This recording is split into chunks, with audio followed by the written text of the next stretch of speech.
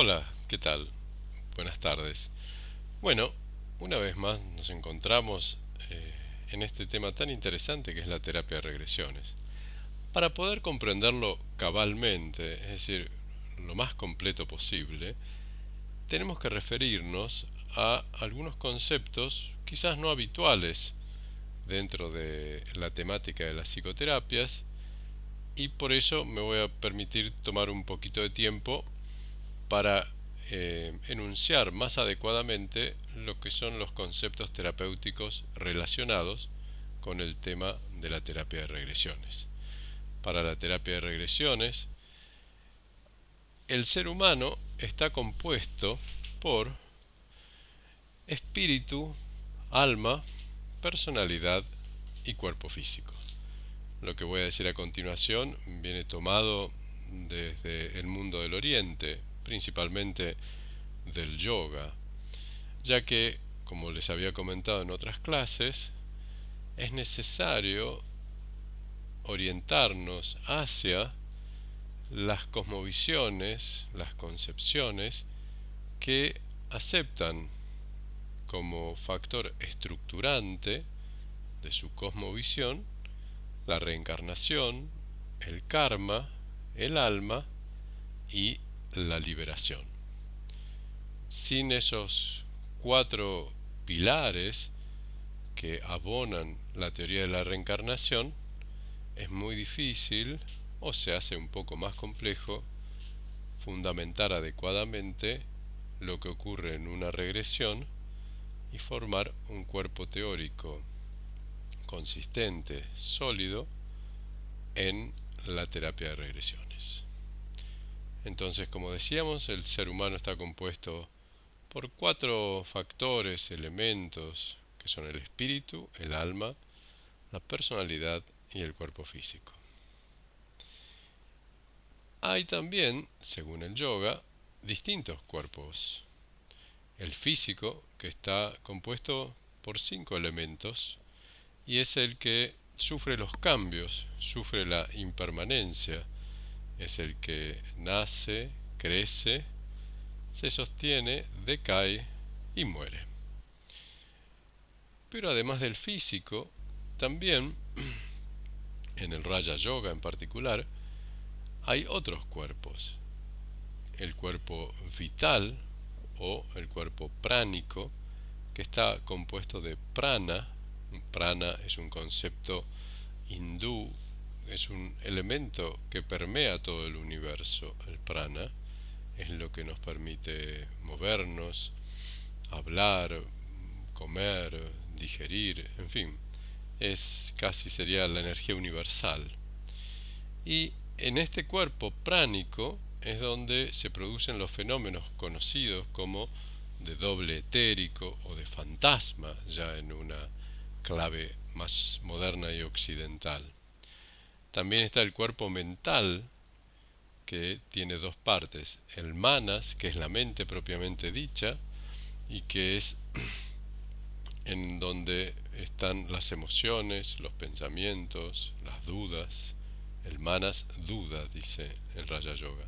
Después está el chitta, que es la sustancia mental, es como el lago mental donde se producen sobre su superficie y en la profundidad también estas olas que son las emociones, los pensamientos, etcétera. El siguiente cuerpo es el cuerpo intelectual y está formado por el ahamkara, que es el, el ego, y el buddhi, que es el intelecto. Este cuerpo intelectual es el que discrimina y toma decisiones.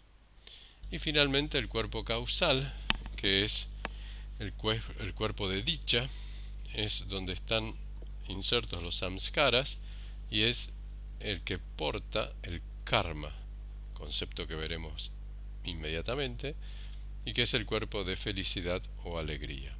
Esto quiere decir, no es para que ustedes conozcan en profundidad la filosofía del yoga y de la constitución de la mónada humana, sino para que vean que otras cosmovisiones que aceptan estos cuatro pilares estructurantes que les había comentado, necesitan claramente también de una ampliación de los conceptos y no quedarnos únicamente con el concepto de la materia o de lo físico.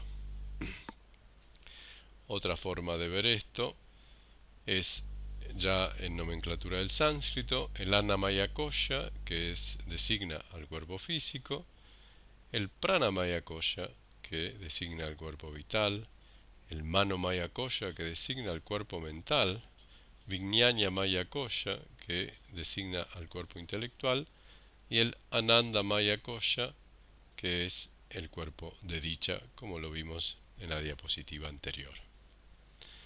Karma. Es muy importante que comprendamos claramente qué es lo que nos estamos refiriendo cuando hablamos de karma, ya que habitualmente la palabra carga con una connotación negativa, ¿no? Decimos es kármico o es el karma, es su karma, ¿no? Como si fuera una condena por la cual la persona cuando sufre está pagando deudas anteriores.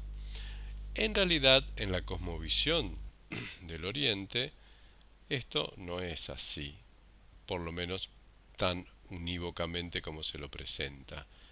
Hay karma bueno y karma malo, o karma positivo y negativo, y en realidad la palabra karma viene de la raíz sánscrita kri, karman, y significa acción, obra o hecho. Y fíjense la importancia, ya sea físico o mental.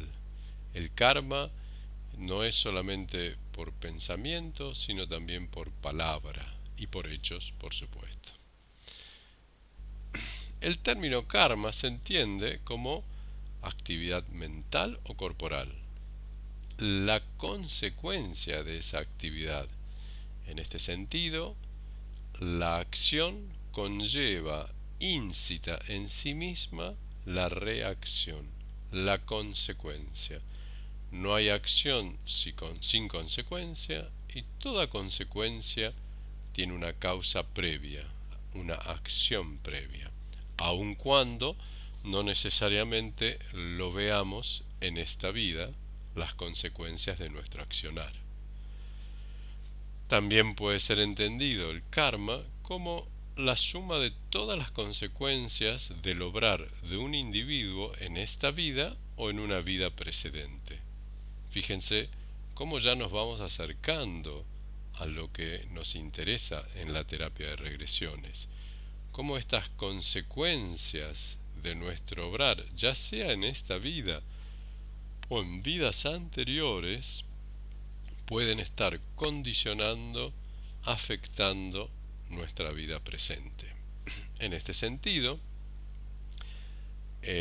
adherimos claramente a esto de el presente es fruto del pasado y el futuro es fruto de mi presente. Esto quiere decir, y esto es aceptado por las teorías psicoterapéuticas en general, lo que me ocurre en el presente está ocasionado por algo que ocurrió en el pasado. Clásica y ortodoxamente en el psicoanálisis freudiano, eso ocurre con la resolución del complejo de Edipo alrededor de los 5 años. Es decir, la neurosis actual de la persona es fruto y consecuencia de la resolución del complejo de Edipo alrededor de los 5 años. Si tomáramos la escuela de relaciones objetales, la inglesa, con Melanie Klein, diríamos que es la resolución del complejo de Edipo temprano, alrededor de los 3 años. Si tomáramos la psicoterapia del doctor Otto Rank, diríamos que es el trauma del nacimiento. Y lo que hacemos simplemente en terapia de regresiones es abrir la puerta del tiempo, la compuerta, y decir, no solamente lo actuado en nuestra vida, en el pasado de nuestra vida actual, sino también lo actuado en otras vidas, es que está condicionando, afectando mi vida presente. Es por eso que podemos decir que una experiencia que ocurrió hace 25.000 años, 2.500 años, 250 años o 25 años, nos está afectando en nuestra vida actual en estos momentos. Y luego, el término karma también, por último, se refiere al encadenamiento de causas y efectos en el orden moral. Si realizamos acciones buenas, recogeremos frutos buenos. Si realizamos acciones negativas, recogeremos frutos negativos, y aquí no hay ningún ser castigador ni nada por el estilo, digamos, es una ley del universo al que en la cosmovisión hindú están sometidos todos: devas, dioses, ángeles, animales, seres humanos, etcétera. Y hay tres tipos de karma. Uno habitualmente piensa que hay uno solo, ¿no? El negativo y el que nos tocó. Pero en realidad, profundizando un poco la noción de karma, hay tres tipos de karma. El primer tipo de karma, primero simplemente por ponerle un nombre, es el samchita karma, es decir, el karma acumulado a todo lo largo de mis vidas precedentes. Y cuando digo karma, estoy hablando de karma tanto positivo como negativo. El pensamiento hindú gusta mucho de imágenes y metáforas visuales de los conceptos, porque en realidad algunas veces son difíciles de asir, de aprehender. Entonces dice que es como un arquero, y el samchita karma es la aljaba, el carcaj, es decir, esa aljaba que está en la espalda con todas las flechas para ser disparadas. El samchita karma entonces son todas las flechas acumuladas de todas nuestras existencias precedentes o anteriores. El pradapta karma es el karma presente, es decir, de ese conjunto de flechas que están en la aljaba, el samchita karma, el alma ha decidido trabajar algunas de ellas, es decir, disparar algunas de ellas, trabajar en la vida actual algunas de ellas. Y entonces es la flecha que yo saco de mi carcaj, de mi bolsa de karma, y que trabajaré en la vida presente. Y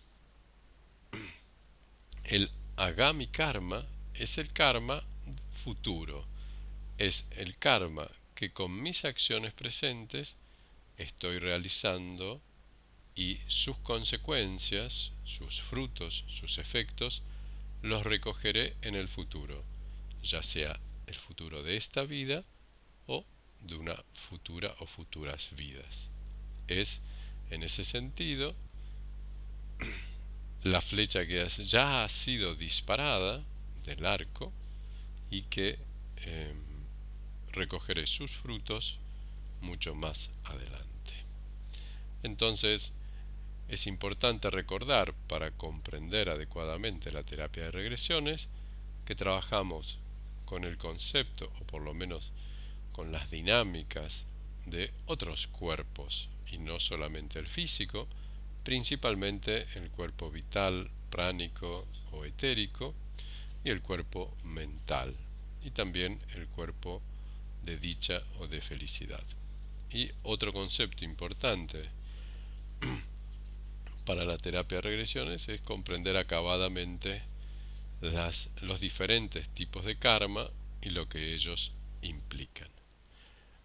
Continuando con los conceptos terapéuticos relacionados, hay algunos principios, por decirlo así, o supuestos básicos, y es que facilitan el abordaje del trabajo, ¿no? Es decir, es como el contexto, el encuadre sobre el cual el terapeuta puede trabajar mucho mejor, mucho más confiadamente, mucho más congruentemente. Todo esto no es necesario que el paciente lo sepa desde ya. El paciente hace su experiencia. Es el terapeuta el que con estas herramientas contextualizadoras se le facilita el trabajo de acompañamiento y guía del terapeuta a la experiencia del paciente. Un concepto terapéutico relacionado, significativo, es que toda creencia constituye un límite. Es decir, hasta donde llega mi creencia, hasta ahí yo llegaré.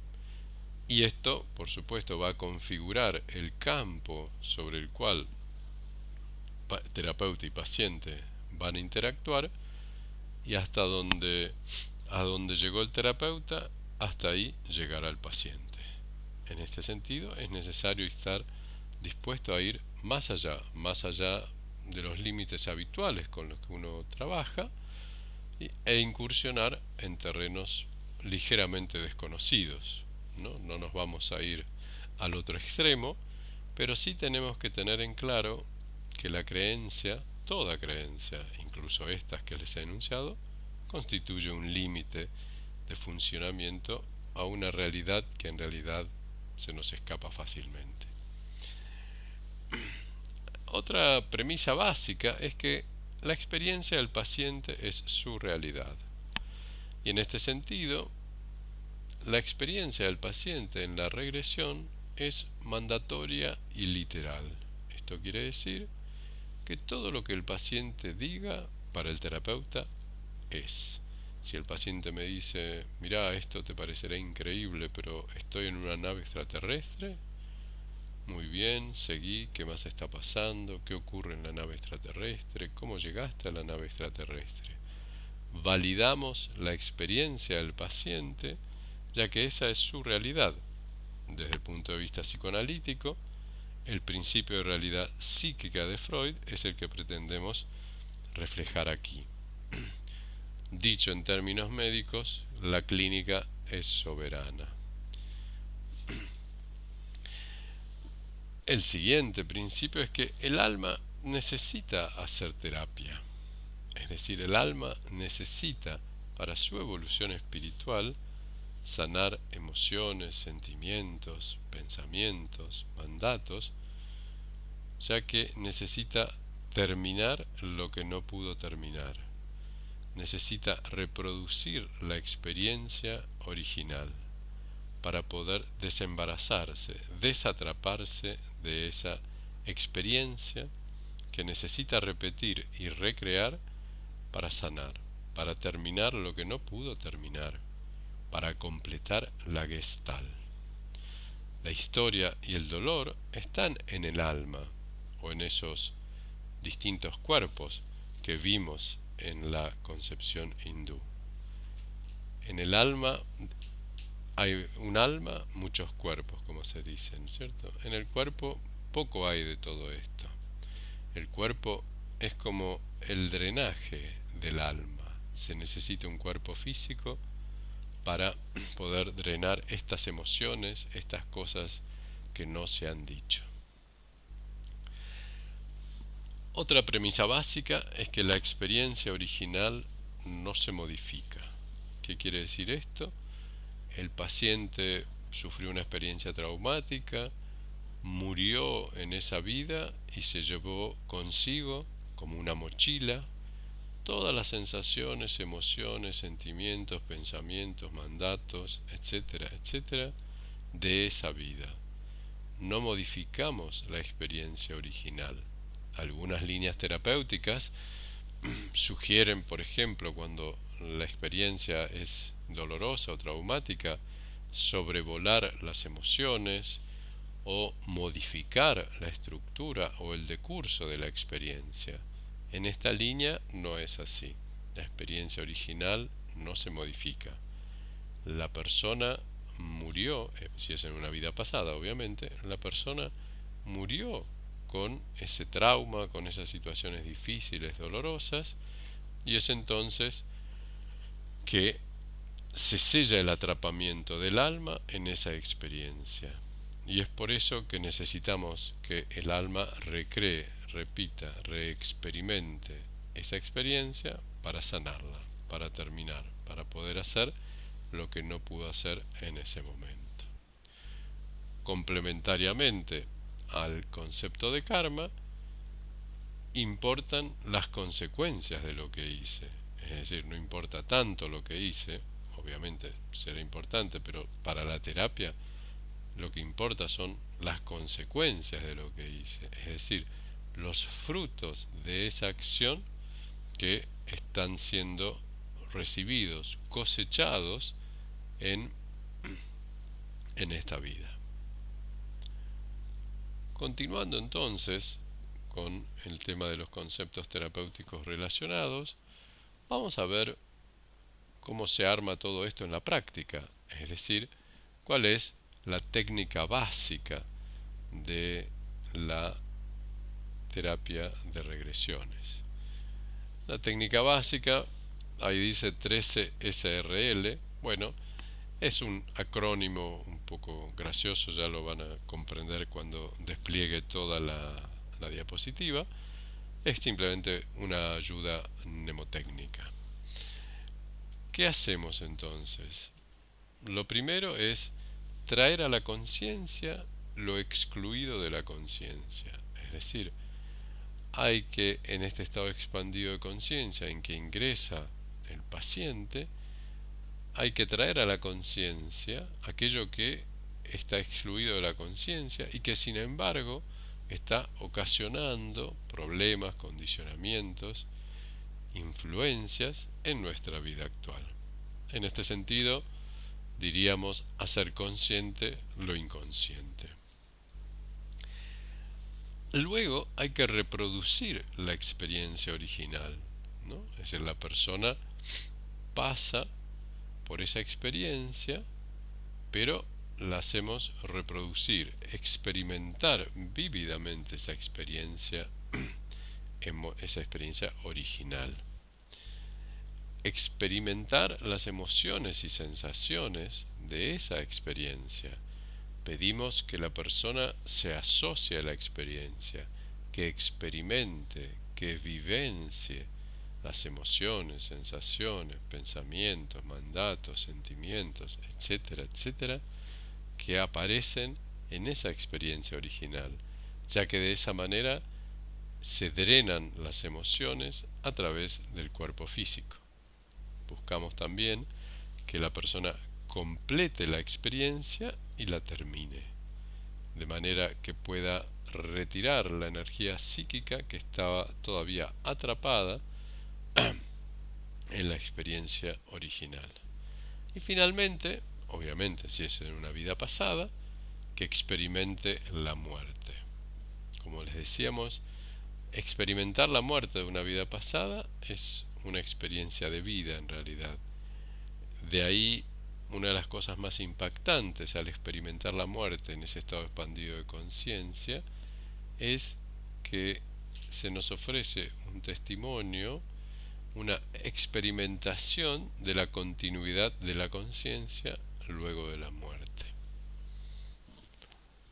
Salir del atrapamiento es el próximo paso, es decir, retirar toda la energía psíquica, emocional, mental, etcétera, que había en esa experiencia traumática y en la concomitante muerte. Recuperar la energía que de su alma animaba ese cuerpo y que todavía estaba en ese cuerpo y que no pudo ser retirada por lo traumático de la situación o lo sorpresivo de la muerte.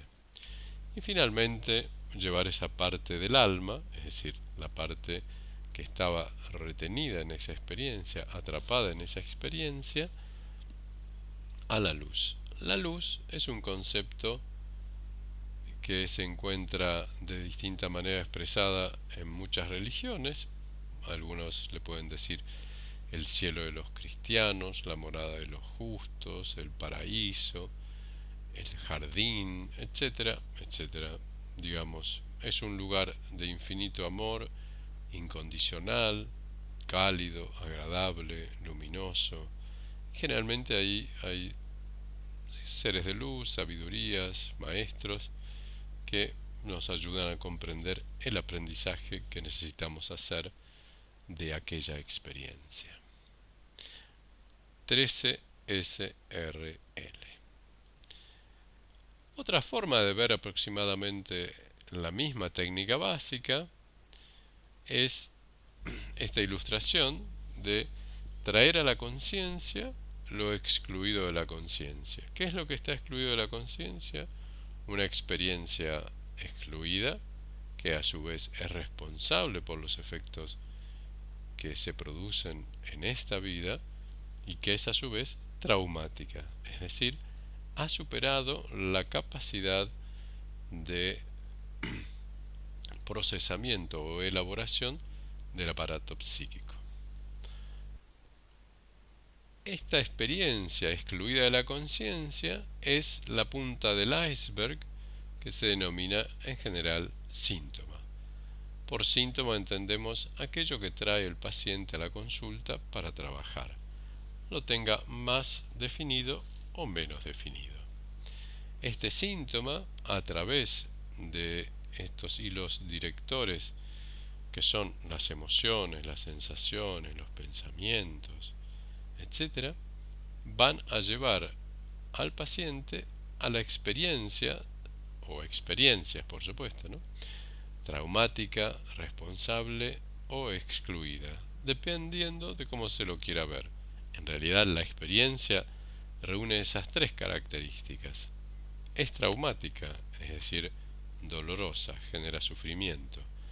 Es la responsable de lo que está ocurriendo en la vida presente del paciente y también es excluida, en este caso, de la conciencia.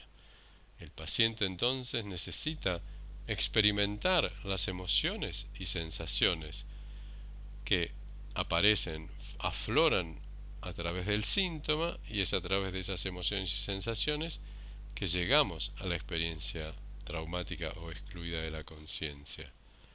Buscamos entonces que el paciente reproduzca la experiencia original para que el sentido se haga claro, las vivencias, las emociones, las sensaciones, todo eso se haga claro, prístino para la conciencia del paciente. Y finalmente necesitamos que complete la experiencia y termine con ella, es decir, desatrape la parte de la energía de su alma que todavía está atrapada en esa experiencia.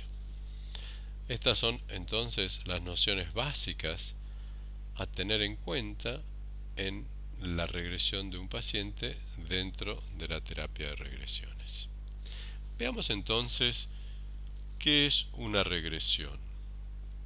Una regresión puede ser definida de distintas maneras. Una muy simple es una amable conversación entre dos personas. Una persona está acostada, generalmente sobre un sillón o sobre un colchón, y hay otra al lado, y los dos interactúan básicamente a través de, al principio especialmente, a través de la palabra. Es una amable conversación entre dos personas. También puede ser visto como un viaje profundo al interior de uno mismo, es decir, al interior del paciente en este caso. Es un viaje profundo hacia su inconsciente. Buscamos que se supere la barrera habitual de la censura a través de este estado expandido de conciencia, y la persona llegue al interior de uno mismo, en otros términos diríamos al inconsciente o aparte del inconsciente, y pueda entonces experimentar la experiencia que está dando origen a las sensaciones y emociones de la vida presente. Hay un estado expandido de conciencia, es decir, en ese estado expandido de conciencia es donde se genera la regresión. Se genera al mismo tiempo un campo unificado de conciencia entre terapeuta y paciente. Esto lo vamos a ver más en detalle en la próxima clase, cuando veamos una investigación que se hizo en Estados Unidos colocando, mediante la lectura del electroencefalograma durante la regresión, no únicamente del paciente, sino también del terapeuta. Es un trabajo en equipo con los seres de luz. Estamos acompañados en este sentido y hay seres espirituales, presencias, que nos ayudan en nuestra tarea, seamos conscientes de ello o no. La regresión es el trabajo terapéutico que ocurre en el estado expandido de conciencia. Buscamos que el mayor trabajo terapéutico se genere dentro de la misma regresión. No buscamos, bueno, será, lo vemos en la próxima o bla bla bla, sino que buscamos que el máximo efecto terapéutico se produzca dentro de la misma regresión. El trabajo es del paciente. El terapeuta acompaña y guía, pero no sufre con el paciente, no se pone en el mismo lugar que el paciente, porque si no tendríamos dos pacientes.